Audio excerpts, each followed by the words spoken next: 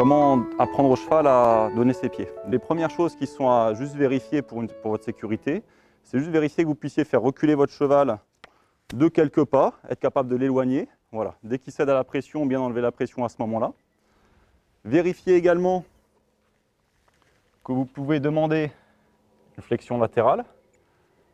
Juste pour votre sécurité, être capable d'avoir toujours la tête vers vous, sa tête, et éloigner les postérieurs en cas de nécessité.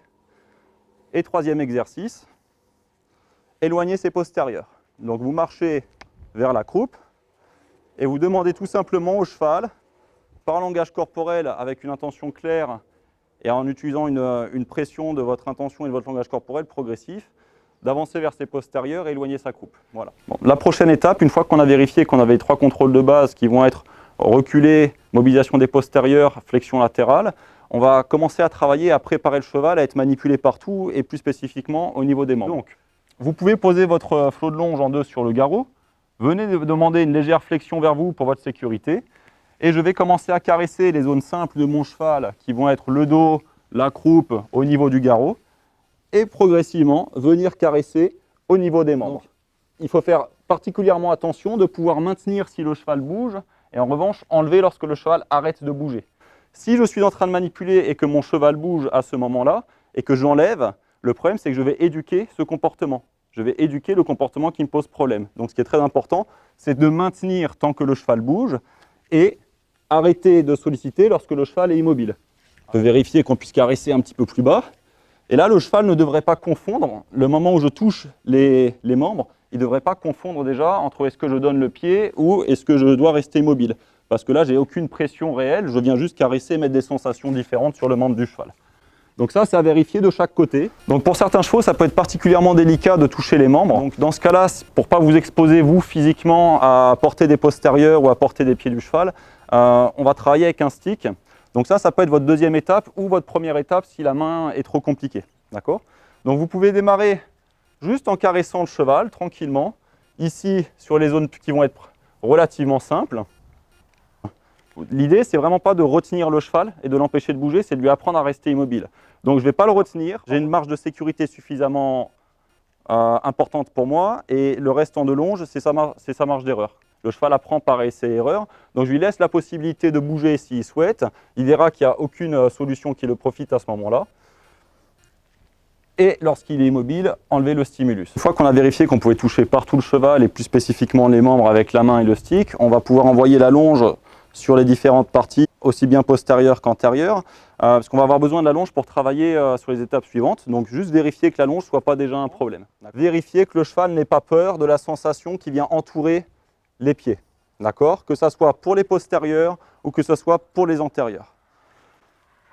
Si mon cheval bouge sur cette étape-là, pas hésiter à repasser sur quelque chose de plus simple qui serait par exemple le stick ou même utiliser la cordelette au bout du stick pour venir entourer les postérieurs si vous avez du mal à être habile avec le flot de longe. Donc le cheval va être sollicité au niveau du membre. Donc là, je viens passer ma longe de l'intérieur vers l'extérieur. Je vérifie déjà que la sensation de la longe ne pose pas de problème à mon cheval et je descends tranquillement au niveau du pâturon. À partir de maintenant, je vais venir utiliser ma longe et mettre une pression autour du pâturon. Je mets une pression légère qui s'augmente, d'accord ? Chaque pression est progressive et le retrait immédiat dès que le cheval cède. Donc là, je ne cherche pas à maintenir, je cherche juste à expliquer au cheval cède à la pression de ma longe. Donc je répète 1, 2 fois cette action. Si le cheval a très bien compris, c'est suffisant. Je répète la même action au niveau des postérieurs.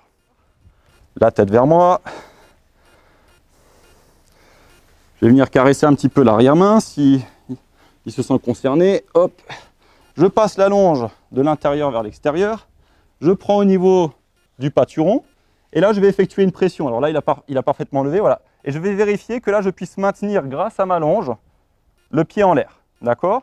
Et lorsque mon cheval est cédé et ne résiste pas, à ce moment-là, je vais pouvoir poser. Si le cheval agite le pied vers l'arrière ou il résiste, surtout gardez la pression. Au moment où il cède, relâchez la pression. Donc je garde.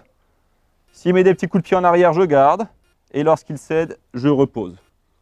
Donc là, on va venir tranquillement, toujours dans la capacité de garder la tête du cheval vers moi. Hop, je pose mon flot de longe, j'accompagne si mon cheval bouge, il n'est pas censé se sentir concerné, très bien. Lorsqu'il s'arrête, j'arrête. Et je vais venir glisser ma main vers la châtaigne. je vais venir mettre une pression, pincer la châtaigne. Lorsque mon cheval cède, immédiatement je cède. Pourquoi est-ce que je pince la châtaigne plutôt que venir prendre ici au niveau du canon ou prendre au niveau du boulet?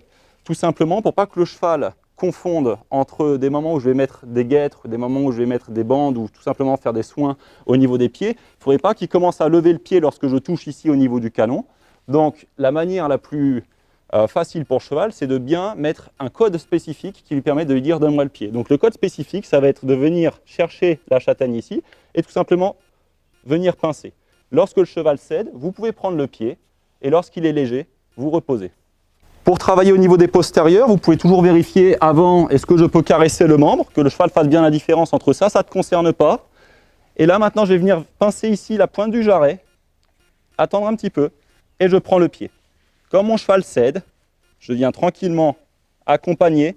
Ma main, si vous regardez bien, vient de l'extérieur vers l'intérieur. Comme ça, si mon cheval résiste, je peux résister avec. Et lorsqu'il cède, je peux reposer le membre en toute sécurité. Donc maintenant qu'on peut prendre les pieds du cheval en toute sécurité et surtout qu'on a appris au cheval à donner ses pieds, on va venir juste commencer à préparer un petit peu et simuler la présence du maréchal et les manipulations du maréchal. Je vais venir ici pincer la châtaigne, je vais prendre le pied et vérifier que je puisse commencer à manipuler les pieds de mon cheval sans aucune résistance. J'ai un petit marteau et avec ce marteau, je vais pouvoir